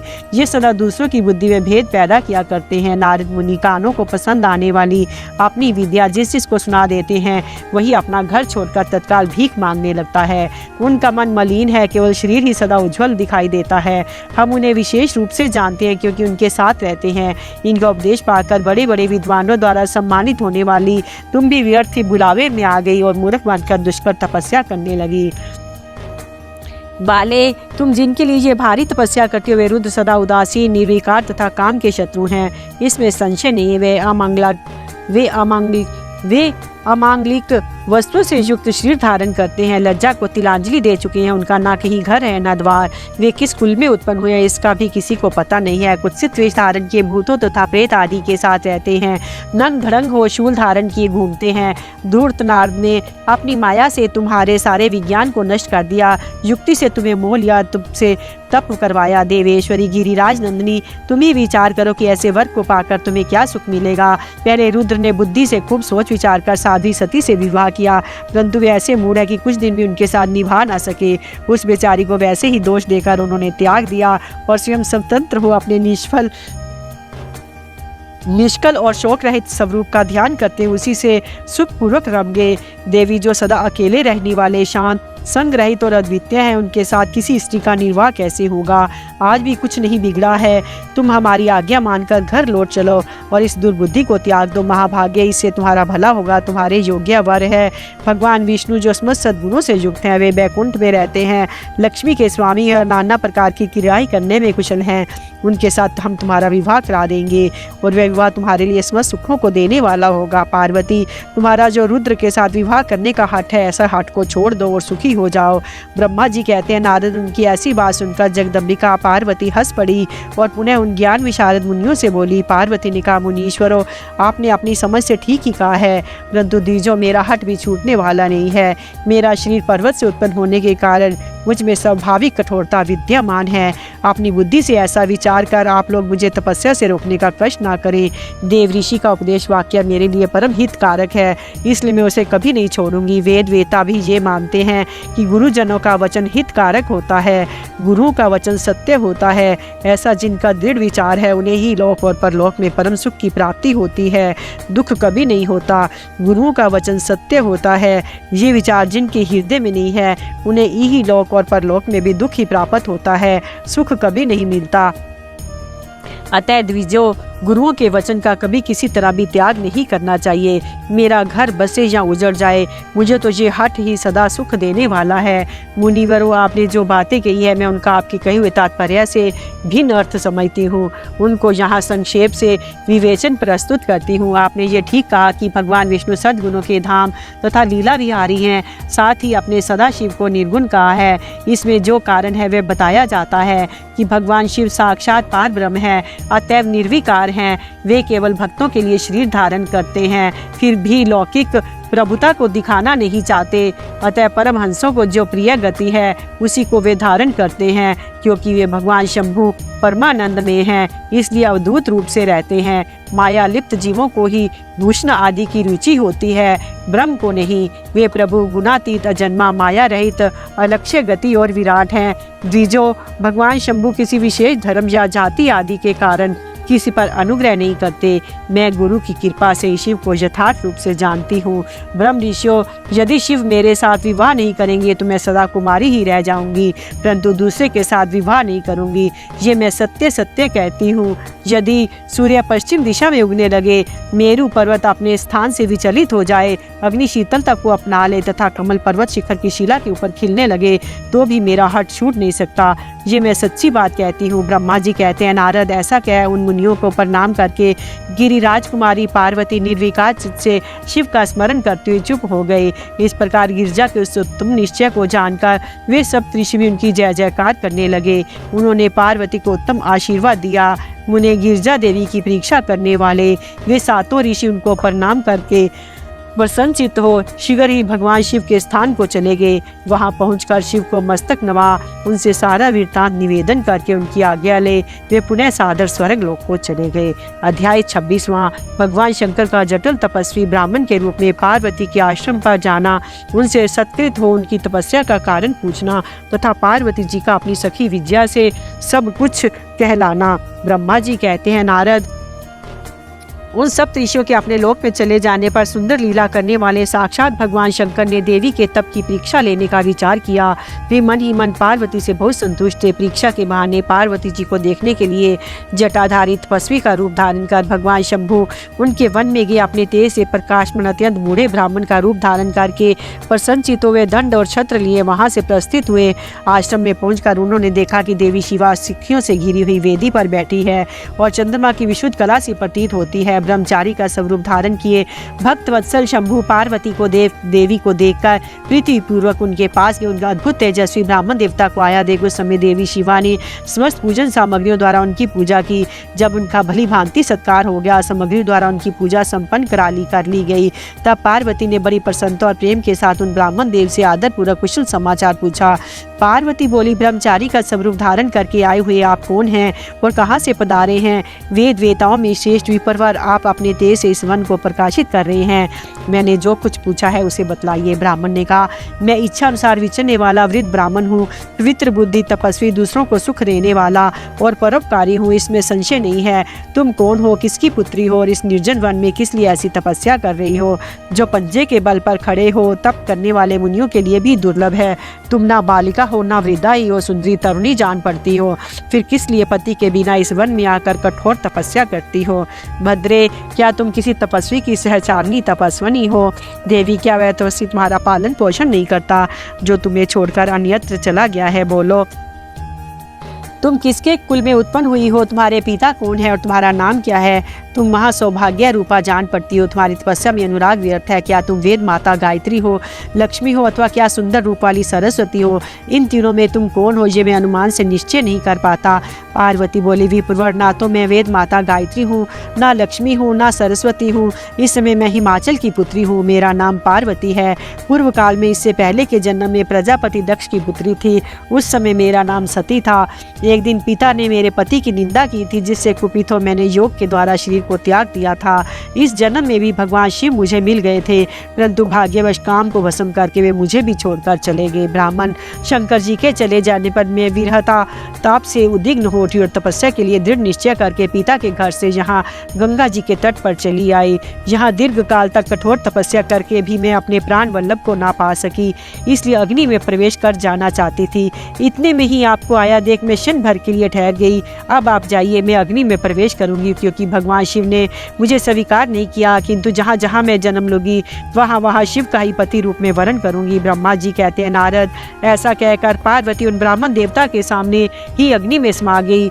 यद्यपि ब्राह्मण देव सामने से उन्हें बारंबार ऐसा करने से रोक रहे थे, अग्नि में प्रवेश करती पर्वत राजकुमारी पार्वती की तपस्या के पंथा से वे आग उसी क्षण चंदन पंख के समान शीतल हो गई। क्षण भर उस आग के भीतर रहकर जब पार्वती आकाश में ऊपर की ओर उठने लगी, तब ब्राह्मण रूपधारी शिव ने सहसा हंसते उनसे पुनः पूछा, हो भद्रे, तुम्हारा तप क्या है? ये कुछ भी मेरी समझ में नहीं आई। इधर अग्नि से तुम्हारा शरीर नहीं जला, ये तो तपस्या की सफलता का सूचक है, परंतु अब तक तुम्हें अपना मनोरथ प्राप्त नहीं हुआ, इससे इसकी विफलता प्रकट होती है। अतः देवी, सबको आनंद देने वाले मुझे श्रेष्ठ ब्राह्मण के सामने तुम अपने अभीष्ट मनोरथ को सच सच बताओ। ब्रह्मा जी कहते हैं, नारद, ब्राह्मण के इस प्रकार पूछने पर उत्तम व्रत का पालन करने वाली अंबिका ने अपनी सखी को उत्तर देने के लिए प्रेरित किया। पार्वती से प्रेरित उनकी विजया नामक प्राण प्यारी सखी ने, जो उत्तम व्रत को जानने वाली थी, जटाधारी तपस्वी से कहा। सखी बोली, साधो, तुमसे पार्वती के उत्तम चरित्र का और उनकी तपस्या के समस्त कारणों का वर्णन करती हूँ। आप सुनना चाहते हैं तो सुनिए। मेरी सखी गिरिराज हिमाचल की पुत्री है।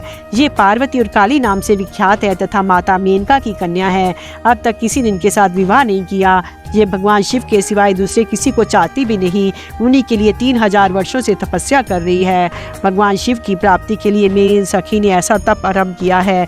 विप्रवर, इसमें जो कारण है उसे बताती हूँ, सुनिए। ये पर्वत राजकुमारी ब्रह्मा, विष्णु तथा रुद्र आदि देवताओं को भी छोड़कर केवल पिनाकपानी भगवान शंकर को ही पति रूप से प्राप्त करना चाहती है और नारद जी के आदेश से ये कठोर तपस्या कर रही है। द्विज श्रेष्ठ, आपने जो कुछ पूछा था उसके अनुसार मैंने प्रसन्नतापूर्वक अपनी सखी का मनोरथ बता दिया। अब आप वो क्या सुनना चाहते हैं? ब्रह्मा जी कहते हैं, नारद, विजया का ये यथार्थ वचन सुनकर जटाधारी तपस्वी रुद्र हंसते हुए बोले, सखी ने ये जो कुछ कहा है उसमें मुझे परिहास का अनुमान होता है। यदि ये सब ठीक हो तो पार्वती देवी अपने मुंह से कहे। जटिल ब्राह्मण ये इस प्रकार कहने पर पार्वती देवी अपने मुंह से ही यूं कहने लगी। अध्याय 27वां। पार्वती की बात सुनकर जटाधारी ब्राह्मण का शिव की निंदा करते हुए पार्वती को उनकी ओर से मन को हटा लाने का आदेश देना। पार्वती बोली, जटाधारी विप्रवर, मेरा सारा वृत्तांत सुनिए। मेरी सखी ने जो कुछ कहा है वह ज्यों का त्यों सत्य है, उसमें असत्य कुछ भी नहीं है। मैं मन, वाणी और क्रिया द्वारा सत्य ही कहती हूँ, असत्य नहीं। मैंने साक्षात पति भाव से भगवान शंकर का ही वर्ण किया है। यद्यपि जानती हूँ वह दुर्लभ वस्तु भला मुझे कैसे प्राप्त हो सकती है, तथापि मन की उत्कंठा से विवश हो मैं तपस्या कर रही हूँ। ब्राह्मण से ऐसी बात कहकर पार्वती देवी उस समय चुप हो रही। तब उनकी वह बात सुनकर ब्राह्मण ने कहा, ब्राह्मण बोले, इस समय तक मेरे मन में ये जानने की प्रबल इच्छा थी कि ये देवी किस दुर्लभ वस्तु को चाहती है जिसके लिए ऐसा महान तप कर रही है। किंतु देवी, तुम्हारे मुखारविंद से सब कुछ सुनकर उस अभीष्ट वस्तु को जान लेने के बाद अब मैं यहाँ से जा रहा हूँ। तुम्हारी जैसी इच्छा हो वैसा करो। यदि तुम मुझसे ना कहती तो मित्रता निष्फल होती। अब जैसा तुम्हारा कार्य है वैसे ही उसका परिणाम होगा। जब तुम्हें इसी में सुख है तब मुझे कुछ नहीं कहना है। वहाँ ऐसी बात कहकर ब्राह्मण ने ज्यों ही जाने का विचार किया त्यों ही पार्वती देवी ने प्रणाम करके उनसे इस प्रकार कहा। पार्वती बोली, विप्रवर, आप क्यों जाएंगी? ठहरिए और मेरे हित की बात बताइए। पार्वती के ऐसा कहने पर दंडधारी ब्राह्मण देवता रुक गए और इस प्रकार बोले, देवी, यदि मेरी बात सुनने का मन है, मुझे भक्ति भाव से ठहरा रही हो, तो मैं वह सब तत्व बता रहा हूँ जिससे तुम्हें हिताहित का ज्ञान हो जाएगा। महादेव जी के प्रति मेरे मन में गौरव बुद्धि है, अतः मैं उनको सब प्रकार से जानता हूँ, तो भी यथार्थ बात कहता हूँ, तुम सावधान होकर सुनो। वृषभ के चिन्ह से अंकित ध्वजा धारण करने वाले महादेव जी सारे शरीर में भस्म रमाए रहते हैं, सिर पर जटा धारण करते हैं, धोती की जगह बाघ का चाम पहनते और चादर की जगह हाथी की खाल ओढ़ते हैं, हाथ में भीख मांगने के लिए एक खोपड़ी लिए रहते हैं।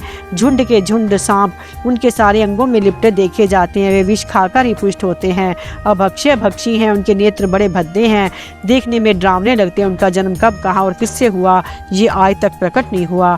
घर गृहस्थी के भोग से वे सदा दूर ही रहते हैं, नंग दड़ंग घूमते हैं और भूत प्रेतों को सदा साथ रखते हैं। उनके 1 2 नहीं 10 भुजाएं हैं। देवी, मैं समझ नहीं पाता कि किस कारण से तुम्हें अपना पति बनाना चाहती हो। तुम्हारा ज्ञान कहाँ चला गया? इस बात को आज सोच विचार कर मुझे बताओ। दक्ष ने अपने यज्ञ में अपनी ही पुत्री सती को केवल यही सोचकर नहीं बुलाया, वे कपालधारी भिक्षु की भार्या है। इतना ही नहीं, उन्होंने यज्ञ में भाग देने के लिए सब देवताओं को बुलाया, किंतु शंभु को छोड़ दिया। सती उसी अपमान के कारण अत्यंत क्रोध से व्याकुल हो उठी। उसने अपने प्यारे प्राणों को तो छोड़ा ही, शंकर जी को भी त्याग दिया। तुम तो इष्टों में रतन हो, तुम्हारे पिता समस्त पर्वतों के राजा हैं, फिर तुम किस उग्र तपस्या के द्वारा वैसे पति को पाने की अभिलाषा करती हो? सोने की मुद्रा देकर बदले में उतना ही बड़ा कांच लेना चाहती हो, उज्ज्वल चंदन छोड़कर अपने अंगों में कीचड़ लपेटना चाहती हो, सूर्य के तेज का परित्याग करके जुगनू की चमक पाना चाहती हो, महीन वस्त्र त्याग कर अपने शरीर को चमड़े से ढकने की इच्छा करती हो, घर में रहना छोड़कर वन में धूनी रमाना चाहती हो। देवेश्वरी, यदि तुम इंद्र आदि लोकपालों को त्याग कर शिव के प्रति अनुरक्त हो तो अवश्य ही रत्नों के उत्तम भंडार को त्याग कर लोहा पाने की इच्छा करती हो। लोक में इस बात को अच्छी नहीं कहा गया है। शिव के साथ तुम्हारा संबंध मुझे इस समय परस्पर विरुद्ध दिखाई देता है। कहाँ तुम जिसके नेत्र पर फूल कमल दल के समान शोभा पाते हैं, कहाँ वे रुद्र जो 3 भद्दी आंखें धारण करते हैं। तुम तो चंद्रमुखी और शिव पंचमुख कहे गए हैं। तुम्हारे सिर पर दिव्य वेणी सर्पणी सी शोभा पा रही है, परंतु शिव के मस्तक पर जो जटा झूठ बताया जाता है वह प्रसिद्धि ही है। तुम्हारे अंग में चंदन का अंगराग होगा, शिव के शरीर में चिता का भस्म। कहाँ तुम्हारी सुंदर मृदुल साड़ी, कहाँ शंकर जी के उपयोग में आने वाली हाथी की खाल, कहाँ तुम्हारे अंगों में दिव्य आभूषण, कहाँ शंकर के सर्वांग में लिपटे हुए सौरभ, कहाँ तुम्हारी सेवा के लिए उद्यत रहने वाले संपूर्ण देवता, कहाँ भूतों की दी हुई बलि को पसंद करने वाले शिव, कहाँ तो मृदंग की मधुर ध्वनि, कहाँ डमरू की डिम, कहाँ भेड़ियों के समूह की गड़गड़ाहट, कहाँ अशुभ श्रृंगी नाद, कहाँ ढक्का शब्द और कहाँ अशुभ गल नाद। तुम्हारा ये उत्तम रूप शिव के योग्य कदापि नहीं है। यदि उनके पास धन होता वो दिगंबर क्यों रहते। स्वारी के नाम पर उनके पास एक बूढ़ा बैल है, दूसरी कोई भी सामग्री उनके पास नहीं है। कन्या के लिए ढूंढे जाने वाले वरों में जो नारियों को सुख देने वाले गुण बताए गए हैं उनमें से एक भी गुण बद्धी आंख वाले रुद्र में नहीं है। तुम्हारे परम प्रिय काम को भी उन हर देवता ने दग्ध कर दिया। तुम्हारे प्रति उनका अनादर तो तभी देख लिया गया जब वे तुम्हें छोड़कर अन्यत्र चले गए। उन्हीं कोई जात नहीं देखी जाती, उनमें विद्या तथा ज्ञान का भी पता नहीं चलता। पिशाच ही उनके सहायक हैं, विष तो उनके कंठ में ही दिखाई देता है। वे सदा अकेले रहने वाले, विशेष रूप से विरक्त हैं, इसलिए तुम्हें हर के साथ अपने मन को नहीं जोड़ना चाहिए। कहाँ तुम्हारे कंठ में सुंदर हार, कहाँ उनके गले में नरमुंडों की माला। देवी तुम्हारे और हर के रूप आदि सब एक दूसरे के विरुद्ध है, अतः मुझे तो ये संबंध नहीं रूझता। फिर तुम्हारी जैसी इच्छा हो वैसा करो। संसार में जो कुछ भी असद वस्तु है वे सब तुम स्वयं चाहने लगी हो, अतः मैं कहता हूँ कि तुम उस असत की ओर से अपना मन को हटा लो, अन्यथा जो चाहे वह करो, मुझे कुछ नहीं कहना है। ब्रह्मा जी कहते हैं, नारद ये बात सुनकर पार्वती शिव की निंदा करने वाले ब्राह्मण पर मन ही मन कुपित हो उठी। उससे इस प्रकार बोली। अध्याय 28वां। पार्वती जी का परमेश्वर शिव की महत्ता का प्रतिपादन करना, रोषपूर्वक जटिल ब्राह्मण को फटकारना, सखी द्वारा उन्हें फिर बोलने से रोकना तथा भगवान शिव का उन्हें प्रत्यक्ष दर्शन दे अपने साथ चलने के लिए कहना। पार्वती बोली, बाबा जी अब तक तो मैंने ये समझा था कि कोई दूसरे ज्ञानी महात्मा आ गए हैं, परंतु अब सब ज्ञात हो गया, आपकी कलई खुल गई। आपसे क्या कहूँ, विशेषता उस दशा में जब आप अवध्य ब्राह्मण हैं। ब्राह्मण देवता आपने जो कुछ कहा वह सब मुझे ज्ञात है, परंतु वह सब झूठा ही है, सत्य कुछ नहीं। आपने कहा था कि मैं शिव को जानता हूँ। यदि आपकी ये बात ठीक होती तो आप ऐसी युक्ति और बुद्धि के विरुद्ध बात नहीं बोलते। ये ठीक है कि कभी कभी महेश्वर अपनी लीला शक्ति से प्रेरित हो तथा कथित अद्भुत वेश धारण कर लिया करते हैं, परंतु वास्तव में वे साक्षात परम ब्रह्म परमात्मा हैं। उन्होंने स्वेच्छा से ही शरीर धारण किया है। आप ब्रह्मचारी का स्वरूप धारण कर मुझे ठगने के लिए उद्यत हो यहाँ आए हैं। अनुचित एवं असंगत युक्तियों का सहारा ले छल कपट से युक्त बातें बोल रहे हैं। मैं भगवान शंकर के स्वरूप को भली भांति जानती हूँ, इसलिए यथा योग्य विचार करके उनके तत्व का वर्णन करती हूँ। वास्तव में शिव निर्गुण ब्रह्म है, कारणवश सगुण हो गए हैं। जो निर्गुण है, समस्त गुण जिनके स्वरूप भूत हैं, उनकी जाति कैसे हो सकती है। वे भगवान सदाशिव समस्त विद्याओं के आधार हैं। फिर उन पूर्ण परमात्मा को किसी विद्या से क्या काम। पूर्व काल में कल्प के आरंभ में भगवान शंभु ने श्री विष्णु को उच्छ्वास रूप से संपूर्ण वेद प्रदान किए थे तथा उनके उत्तम प्रभु दूसरा कौन है जो सबके आदि कारण है। उनकी अवस्था अथवा आयु का मापतोल कैसे हो सकता है। प्रकृति उन्हीं से उत्पन्न हुई है, फिर उनकी शक्ति का दूसरा क्या कारण हो सकता है। जो लोग सदा प्रेम पूर्वक शक्ति के स्वामी भगवान शंकर का भजन करते हैं उन्हें भगवान शंभु प्रभु शक्ति, उत्साह शक्ति और मंत्र शक्ति ये तीनों अक्षय शक्तियाँ प्रदान करते हैं। भगवान शिव के भजन से जीव मृत्यु को जीत लेता और निर्भय हो जाता है, इसलिए तीनों लोकों में उनका मृत्युंजय नाम प्रसिद्ध है। उन्हीं के अनुग्रह से विष्णु तत्व को, ब्रह्म तत्व को और देवता को प्राप्त हुए हैं। शिव जी का पक्ष लेकर बहुत बोलने से क्या लाभ। वे भगवान स्वयं ही महाप्रभु हैं। कल्याण रूपी शिव की सेवा से यहाँ कौन सा मनोरथ सिद्ध नहीं हो सकता। उन महादेव जी के पास किस बात की कमी है जो वे भगवान सदाशिव स्वयं मुझे पाने की इच्छा करें। यदि शंकर की सेवा ना करे तो मनुष्य 7 जन्मों तक दरिद्र होता है और उन्हीं की सेवा से सेवक को लोक में कभी कष्ट नष्ट ना होने वाली लक्ष्मी प्राप्त होती है। जिनके सामने 8 सिद्धियां नित्य आकर्षित नीचा किए इस इच्छा से नृत्य करते हैं कि वे भगवान हम पर संतुष्ट हो जाएं, उनके लिए कोई भी हितकर वस्तु दुर्लभ कैसे हो सकती है। यद्यपि यहाँ मांगलिक कही जाने वाली वस्तुएं शंकर का सेवन नहीं करती, तथापि उनके स्मरण मात्र से सब का मंगल होता है। जिनकी पूजा के प्रभाव से उपासक की संपूर्ण कामनाएं सिद्ध हो जाती हैं, सदा निर्विकार रहने वाले उन परमात्मा शिव में विकार कहाँ से आ सकता है। जिस पुरुष के मुख पर निरंतर शिव जय मंगल में नाम निवास करता है उसके दर्शन मात्र से ही अन्य सब सदा पवित्र होते हैं। जैसा कि आपने कहा कि वे चिता का भस्म लगाते हैं, यदि उनका लगाया हुआ भस्म अपवित्र होता तो उनके शरीर से झड़कर गिरे हुए उस भस्म को देवता लोग सदा अपने सिर पर कैसे धारण करते। जो महादेव सगुण होकर तीनों लोकों के कर्ता भर्ता और हर्ता होते हैं, निर्गुण रूप में शिव कहलाते चलाते हुए बुद्धि के द्वारा पूर्ण रूप से कैसे जाने जा सकते हैं। पार ब्रह्म परमात्मा शिव का जो निर्गुण रूप है उसे आप जैसे बहिर्मुख लोग कैसे जान सकते हैं। जो दुराचारी और पापी हैं वे देवताओं से बहिष्कृत हो जाते हैं। ऐसे लोग निर्गुण शिव के तत्व को नहीं जानते। जो पुरुष तत्व को ना जानने के कारण यहाँ शिव की निंदा करता है उसके जन्म भर का सारा संचित पुण्य भस्म हो जाता है। आपने जो यहाँ अमित तेजस्वी महादेव जी की निंदा की है, मैंने जो आपकी पूजा की, इससे मुझे पाप की भागिनी होना पड़ा है। शिवद्रोही को देखकर वस्त्र सहित स्नान करना चाहिए। शिवद्रोही का दर्शन हो जाने पर प्रायश्चित करना चाहिए। इतना कहकर पार्वती जी उस ब्राह्मण पर अधिक रुष्ट होकर बोली, अरे रे दुष्ट, तूने कहा था कि मैं शंकर को जानता हूँ, परंतु निश्चय तूने उस सनातन शिव को नहीं जाना है। भगवान रुद्र को तू जैसा कहता है वह वैसे ही क्यों ना हो, उनके जैसे भी बहुसंख्यक रूप क्यों ना हो, सत्पुरुषों के प्रियतम नित्य निर्विकार वे भगवान शिव ही मेरे अभीष्टतम देव हैं। ब्रह्मा और विष्णु भी कभी उन महात्मा हर के समान नहीं हो सकते, फिर दूसरे देवताओं की तो बात ही क्या है, क्योंकि वे सदैव काल के अधीन है। इस प्रकार अपनी शुद्ध बुद्धि से तत्वतः विचार कर मैं शिव के लिए वन में आकर बड़ी भारी तपस्या कर रही हूँ।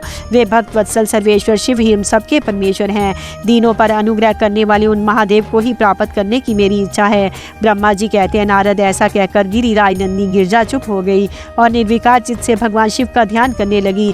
देवी की बात सुनकर वह ब्रह्मचारी ब्राह्मण ज्यों ही कुछ फिर कहने के लिए उद्यत हुआ, त्यों ही शिव में आसक्त चित्त होने का उनकी निंदा सुनने से विमुख हुई। पार्वती अपनी सखी विजया से शीघ्र बोली। पार्वती ने कहा, सखी इस अधम ब्राह्मण को यत्न पूर्वक रोको, ये फिर कुछ कहना चाहते हैं। ये केवल शिव की निंदा ही करेगा। जो शिव की निंदा करता है केवल उसी को पाप नहीं लगता, जो उसकी निंदा को सुनता है वह भी यहाँ पाप का भागी होता है। भगवान शिव के उपासकों को चाहिए कि वे शिव की निंदा करने वाले का सर्वथा वध करे।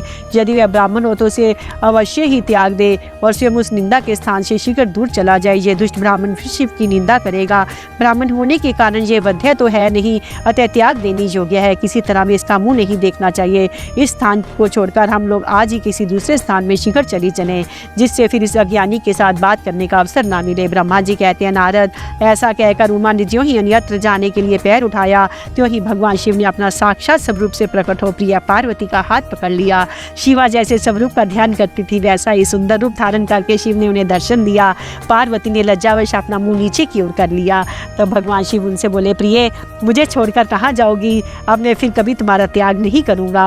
मैं प्रसन्न हूँ, वर मांगो, मुझे तुम्हारे लिए कुछ भी अदय नहीं है। देवी आज से मैं तपस्या के मोल खरीदा हुआ तुम्हारा दास हूँ। तुम्हारे सौंदर्य ने ही मुझे मोह लिया है। अब तुम्हारे बिना मुझे एक क्षण भी युग के समान जान पड़ता है। लज्जा छोड़ो, तुम तो मेरी सनातन पत्नी हो।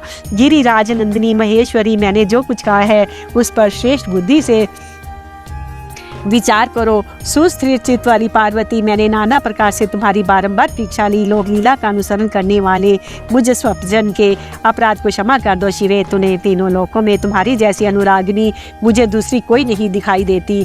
मैं सर्वथा तुम्हारे अधीन हूँ। तुम्हारी इच्छा पूर्ण हो प्रिय, मेरे पास आओ। तुम मेरी पत्नी हो और मैं तुम्हारा वर हूँ। तुम्हारे साथ मैं शीघ्र ही अपने निवास स्थान उत्तम पर्वत कैलाश को चलूंगा। ब्रह्मा जी कहते हैं, देवादिदेव महादेव जी के ऐसा कहने पर पार्वती देवी आनंद मगन हो उठी। उनका तपस्या जनित पहले का सारा कष्ट मिट गया। मुनि श्रेष्ठ सती साध्वी पार्वती की सारी थकावट दूर हो गई, क्योंकि परिश्रम फल प्राप्त हो जाने पर प्राणी का पहले वाला सारा श्रम नष्ट हो जाता है।